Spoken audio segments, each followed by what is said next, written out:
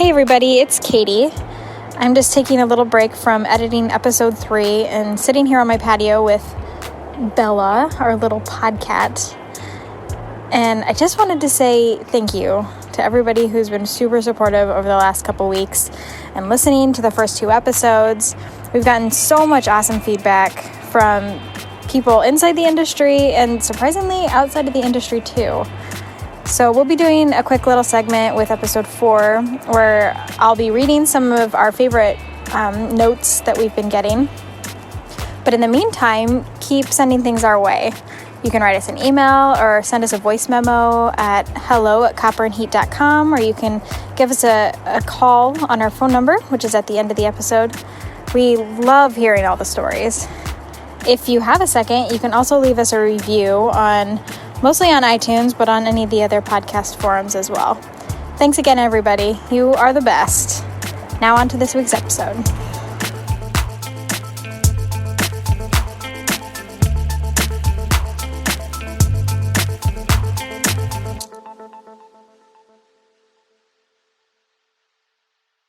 I was going through a very dark time in my last year of high school.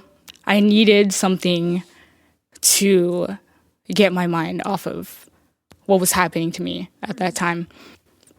It saved my life because it was something that truly made me happy. We've struggled a lot growing up, and I feel like working in the kitchen, you struggle a lot, but you always make it out. Long story short, it saved my life because it gave me a sense of hope.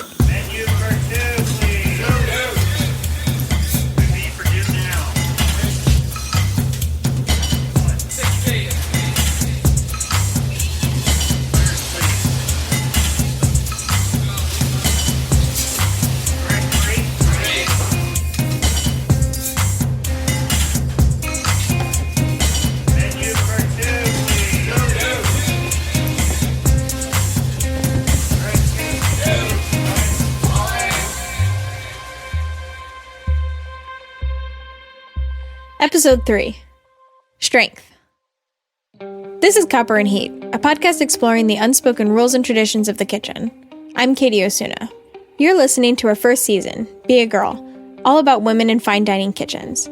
If this is your first time listening, we recommend going back to episode 1, Brigade, and starting from there. Just a heads up, there's definitely going to be some cursing, and we're going to talk about topics that might not be safe for work.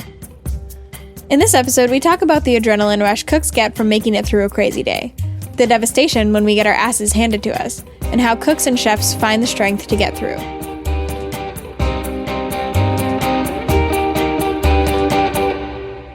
I did a stage for 3 months before getting hired at a Michelin 3-star restaurant in California. A stage is a period of time that you work at a restaurant for experience. Sometimes it's a trial period for a job, sometimes it's like an apprenticeship just to learn something new. It's almost always unpaid. After I finished my 3-month stage, I started on a station, the Amuse station, and within the first month, I was so stressed that I lost about 20 pounds. But finally, I got my shit together. I figured out how to do my job and do it well. I became more comfortable in my position, but not quite enough to relax. Each day was a new day where I could either succeed or fuck up miserably.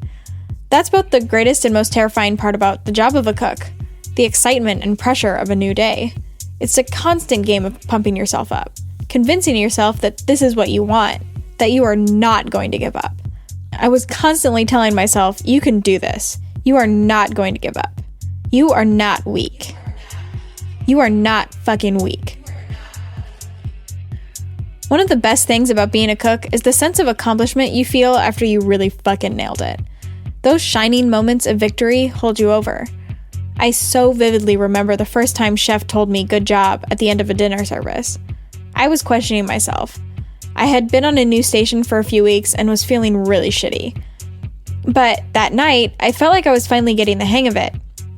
I hadn't gotten chewed out at all that week. And Chef made the point of coming over and telling me, good job. I told him, I really appreciate that, Chef. And he just said, I wouldn't say it if it wasn't true. That one tiny moment made me stop questioning, at least for a couple weeks. I am not weak. I feel almost powerful. I withstood all this shit, and I am kicking ass.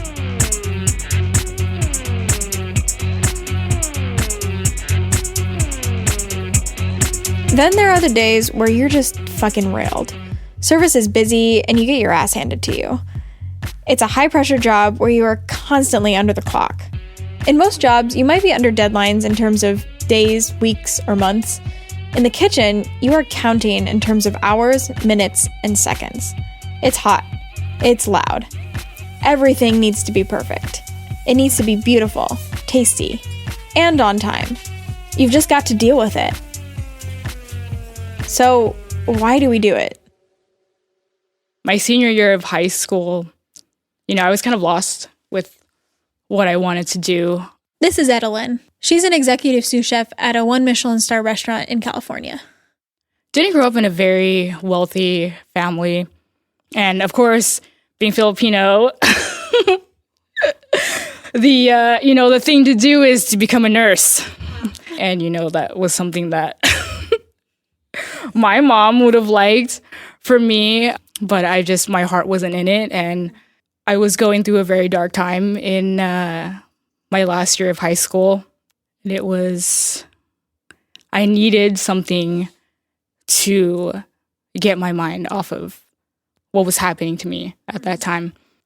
At that point, I was kind of really, really stuck in between whether I wanted to cook or if I wanted to take the road of nursing. I remember it like it was yesterday, and I got a call from my brother, and I could already tell from his message that it was not good. Quivering voice, and right there my heart started racing. And I called him, and he just kept on saying, "Where are you? Where are you? Who's there with you?" And I was just there sitting on the bench with my friends for lunch, and I could tell he was crying. And I had to beg him to just tell me what was going on. And his words were, "Mom has cancer. And they're only giving her a year and a half to live."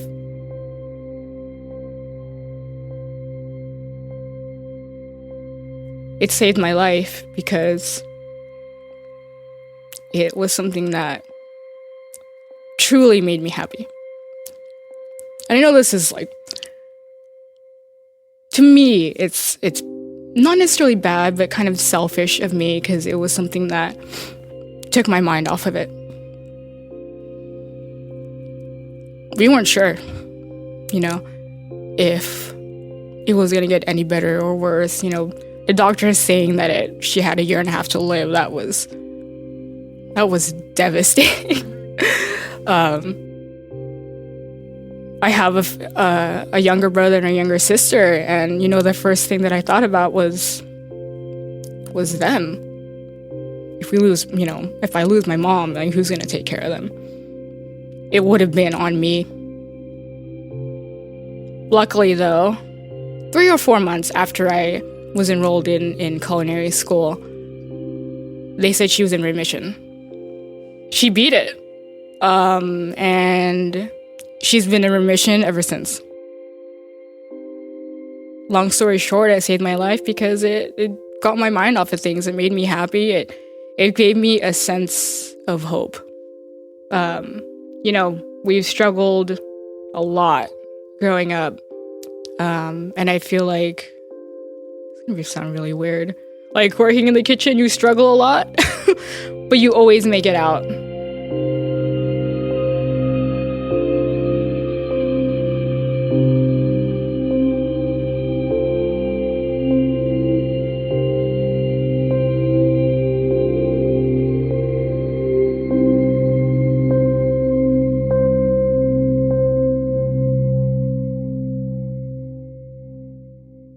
When I had these conversations with people, there was at least this one common thread. The reason most of us cook is the challenge. Work really hard and never become complacent. That's Christopher. He works the meat station at Manresa. Never reached that place of comfort where you don't feel very challenged, you don't feel uncomfortable, you don't feel pushed. That's when you really stop learning, right? You'd always be in these places that really push you, like make you feel like you're a stupid piece of shit. Those are the places where you really learn. That like stress and chaos it's like really kind of invigorating. This is Caitlin. She's an executive pastry chef. In a sick, twisted way, I enjoy the rush of being almost like in the weeds sometimes. I really hate to bring in such a cliche saying, but there's a reason for that one. You know the one that I'm talking about. If you can't stand the heat, stay out of the kitchen. Ugh, I hate it. But what is so complicated is that I also live for it. It's so incredibly ingrained in every cook's mind. If you can't hang, you don't belong here. Maybe we start cooking because we love food, but we continue to cook because of that drive to overcome the challenge. Cooks thrive on this ability to deal with incredible pressure, even when everything's crashing down around them. And that's something that a lot of people I've worked with have said is what drives them. I like that it's not easy. I like that it's not easy to work in the kitchen. I like that it's not easy that I'm a female working in the kitchen. I've always strived for challenges. I like challenges. Bring it on. Cooking, I think that getting that stressed and being able to get through it makes you feel strong. That's my brother Dylan. We both ended up being cooks. It makes you feel powerful to know that most people would have cracked under the pressure and would have broken under it. And just knowing that not your average person could do that. And even if they could, they wouldn't. They wouldn't get through it. They wouldn't be able to. And so I think cooks will wear that as a badge of honor and really love that side of it.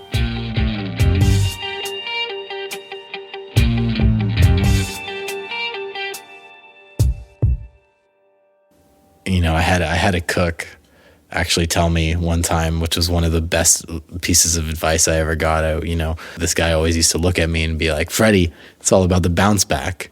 Here's Fred. I worked with him at Manresa, but he spent a lot of his career in New York. It was really rough. I'm not going to lie. Jose's an incredible chef and super talented, but definitely can get a little upset. And 3 months in, I started questioning things. I started wondering why I was there, why I was taking all the shit I was taking every single day. And I come in, it's just me and him, and I'm wondering where the other cook is, and he wasn't coming in today. And then on top of that, our pastry chef was on vacation. So 4-man line turned into 2 on a Saturday night in New York City. We were fully booked. And I can't lie, I was very worried. I knew that I was going to get yelled at that night. I knew that the 2 stations that he told me I was going to run, he said, Fred, you're going to run pastry, you're going to run canapé, and you're going to do a good job. And I know he didn't mean it. I know he didn't think I was going to do a good job. He thought I was going to go down, and so did I. I was very worried. I knew I was going to get yelled at, and I was down in the basement gathering mise en place, and I just remember looking at myself in the reflection of the reach-in and being like, you have to do this today. You have to get out of this mood that you're in, that you're upset to be here. You don't want to succeed, and you have to turn it around, or else it's just going to get worse. And that was one of my biggest bounce backs. I remember really being upset that morning, and me and him killed it. We literally had one of the best services together. And it was an incredible feeling. It's where you really realize that maybe it's all worth it. Maybe all the shit you're taking, all the stuff you're learning, and all the preciseness and meticulousness is really worth it. As a cook, you have to be able to move on from your mistakes. And I think with that comes not being sensitive. You need to be able to take it and then move on and get over it. That challenge is what drives cooks. But it can also be taken too far. Sometimes the people around you just let you go through it. This is Dan. He's a chef de partie on the fish station. Because they've all been through it too. They know it can be done, so they let you figure out getting it done. And it's really frustrating, but I see where that comes from. You're only going to get better from that. It's like an important thing to go through, even though it's really sucks most of the time. You need to always show that You can handle it, no problem. Like, bring it on. Act like you can take on it much more than that. You always want to be able to be like a strong individual in the kitchen. You have the pressure of the job itself, but then there's this social pressure. A pressure to not only handle your shit, but do it without showing weakness. How many times are you called a pussy or something for being upset in the corner, you know? Like, get your shit together, get back on the line, and stop being a little girl about it. It's like a dog-eat-dog kind of world. Like, you show no weakness. You're not going to be like, oh yeah, I'm just, my grandfather just died or whatever. Like, nobody's going to show you really understanding for that. They might say, oh, I'm sorry to hear that, but they'll still talk shit about you. There's definitely a lack of empathy. It's not an environment that really welcomes it because everybody has this certain goal. Things are supposed to run a certain way. Like, it doesn't. You're supposed to put your other shit aside no matter what you're going through. That's kind of like the vibe you get, right? People just have to like suck it up and push through it and deal with it on their own. Let's say like you go through this shit and you do it on your own and you fucking deal with it. And then somebody else goes through something else. You never really expected any empathy. You never worked for it. You never like asked for a day off. You just fucking push through it. So you expect nothing less of the person next to you. Why show them empathy? Even though you should show them understanding for what they're going through. But the fact that you did that, you pushed through it, you like showed up and gave it your all and whatever, like no matter what was happening, you kind of expect the same of your peers, right? It's pretty fucked up because it shouldn't be that way. But at the end of the day, the people who are the most cold and heartless are the people who will rise. This is Mitch. He was my CDC at Manresa. It's the cream rises to the top, and if you're not working out, then see you later. Like, get out of here. And it's just like, yeah, like men will do that at the drop of a hat. Like, they don't care. Like, yes, what makes me look better, what makes me rise, I'm going to do that. I don't give a shit. But yeah, the women I've worked with have generally just cared more about everyone that they work with. The women I've seen be most successful in kitchens are the ones that become like, they don't care about anyone else. It's about the job that they're doing at the time. And it's the exact same thing with men.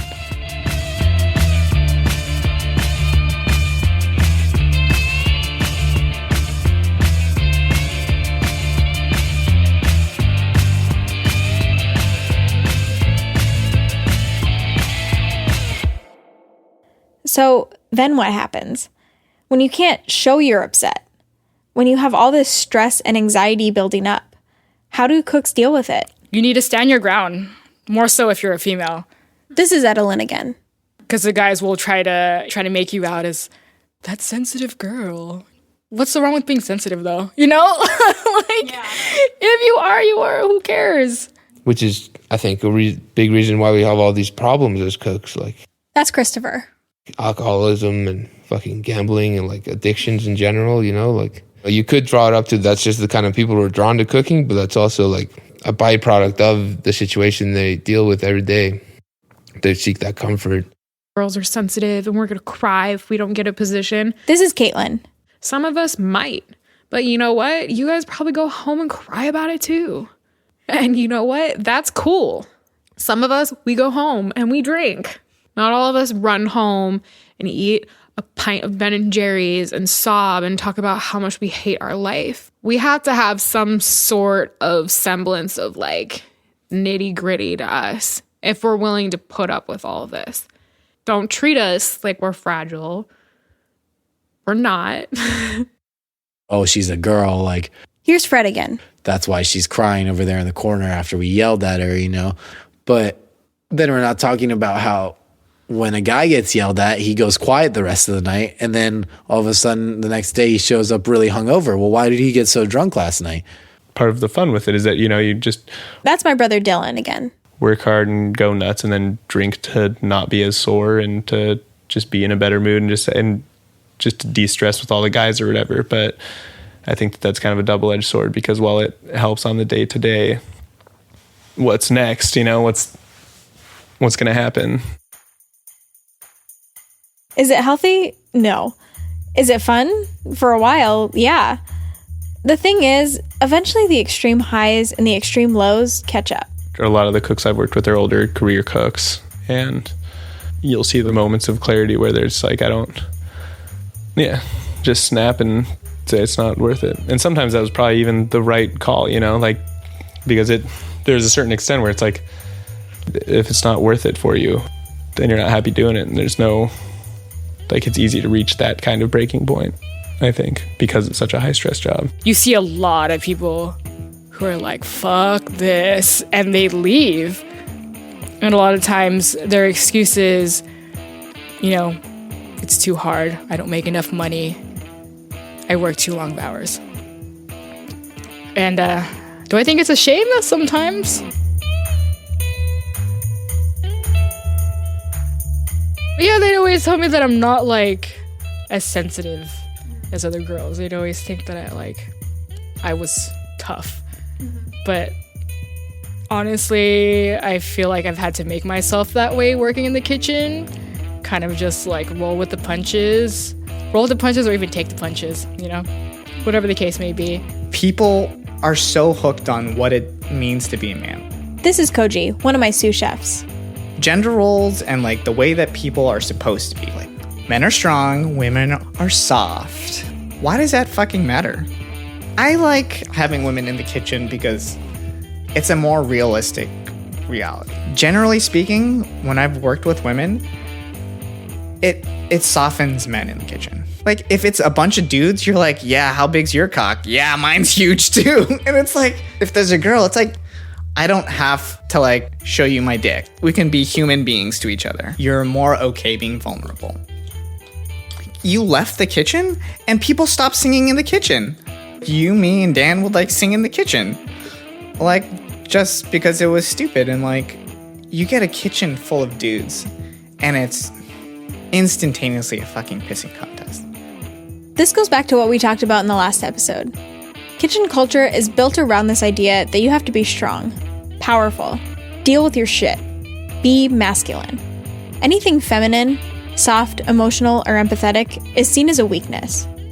Weakness is equated with gender, and femininity means like you can't hold your own. It's the culture that people have been raised to believe, whether you're manly or not, and what the definition of being a man is. You have this very like deep split between the roles of what a man has to do and what a woman has to do and what they should be doing, what they can or they can't do. Like, it's 2018. The pressure to not appear weak for me is twofold. I just can't be weak. I don't want to be seen as weak. But I also just don't want to fail for womankind. I don't want the guys to look at me and be like, oh, look, another girl couldn't handle it. And talking to other women in the industry, some of them feel the same way. Being sensitive, especially in a kitchen, being a woman, it's seen as a weakness. This is Kaya. So as women, you try your hardest to be the strong one, be able to stand your ground and like have a backbone in the kitchen. So when it comes to like things like, oh, that probably would have hurt your feelings or like didn't really sit right with you, it's like you kind of have to like just try to be insensitive to the things that you should be sensitive about. We should be able to stand up for it and be able to take action. But it's at the same time, like when you're in that situation, like what do you do? I mean, there's times where you have to like turn it off, like you have to turn your emotions off in that sense, but it's a job. So it's like, all right, you gotta just do what you gotta do. Try and keep like your personal life and your work life separate. It's still difficult to keep those emotions out of it. So there's that pressure to not say anything, to keep your personal life separate, to not appear weak, and to just suck it up and deal with it. And that can be really hard. But it's not even just about the women in the kitchen. If there wasn't all this weird pressure to be masculine, for women or men, the culture of the kitchen may be a little healthier for everyone involved. People are always like, oh, this new generation of cooks are so soft. Well, I got yelled at. I'm gonna yell at you. Did that work for you? You're like a dead person inside. And that's what you're proud of, is that your job is taking your humanity from you? You're proud of that? Why? Why? Just because you went through shit doesn't mean that we can't change that. There must be different ways to motivate people. I think about how much work, how much time, sweat, blood and tears, burns, cuts I've devoted to this profession. I think about why I love it so much and what it's done for me. It brings me the type of joy that no one else can take away. I wanted to do something that I loved because I feel like that's one of the best ways to be successful. I was aware of how much money I was going to make or not make. I was aware of that, but I still took the risk. I could have gone, the quote unquote easy route and did something like nursing and made a lot more money than I did starting out cooking. But I feel like if I didn't have the courage to actually follow my dreams, I honestly don't know where I would be at right now. I could have been Nurse Edelin right now.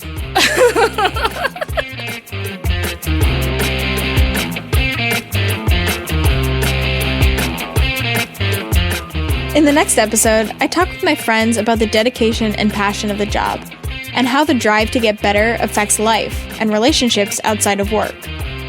Be a Girl, the first season of Copper and Heat, is produced by me, Katie Osuna, and Ricardo Osuna. A special thanks to Rachel Palmer and Clancy Magnuson for editing help. Check out our website, copperandheat.com, for more information about today's episode. Do you have stories about working in the industry? Something you want us to explore more? We'd love to hear from you. Send them to hello@copperandheat.com or call 208-718-2719. Don't forget to subscribe and leave us a review. It helps a lot. Tell your friends, tell your mom, tell your cat. We could use all the help spreading the word. Head on over to Twitter or Instagram and find us at Copper and Heat. All the music you hear is produced by us under the name Gamma Gardens. Check out other tracks on Instagram and SoundCloud. And finally, thanks to all of you for listening.